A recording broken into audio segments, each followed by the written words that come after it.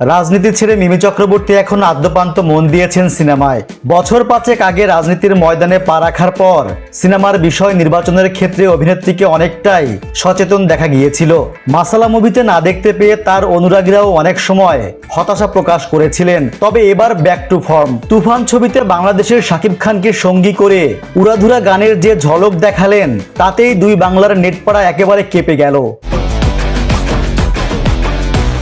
এ তো সবে টিজার, তবে মিমি ভক্তরা বলছেন পিকচার আভি বাকি হ্যায়। তুমি কোন শহরের মাইয়া গো লাগে উড়াধুরা গানে শাকিবের সঙ্গে ডান্স ফ্লোর কাঁপিয়ে দিলেন টলিউডের এই জনপ্রিয় অভিনেত্রী।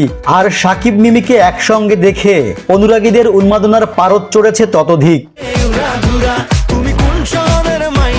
এর আগে টিজার প্রকাশ্যে আসতেই অনেকে আবার এই ছবিকে সস্তার অ্যানিমেল বলে কটাক্ষ করেছেন। কেউ কেউ আবার তুফানকে তুলনা করেছেন দক্ষিণী ব্লকবাস্টার কেজিএফ এর সঙ্গে। পুরো দেশকে তুফানের হাতে তুলিয়া দেব। অ্যানিমেল ছবিতে রণবীর কাপুরের লুক ঠিক যেমন ছিল, তুফানের টিজারে একেবারে সেরকম ভাবেই দেখা গিয়েছিল শাকিবকে। কাঁধ পর্যন্ত লম্বা চুল, একই রকম বেশভূষা। শুধু তাই নয়, অ্যাকশন দৃশ্যের যে ঝলক ধরা পড়লো সেগুলোর সঙ্গেও সাদৃশ্য পেয়েছিল দর্শক। তবে মিমি শাকিবের উড়াধুরা গানের ঝলক যেন সেই ক্ষততে প্রলেপ লাগিয়ে দিল। এদিকে লাগে উড়াধুরা গানটির সুর প্রায় সকলেরই চেনা জানা।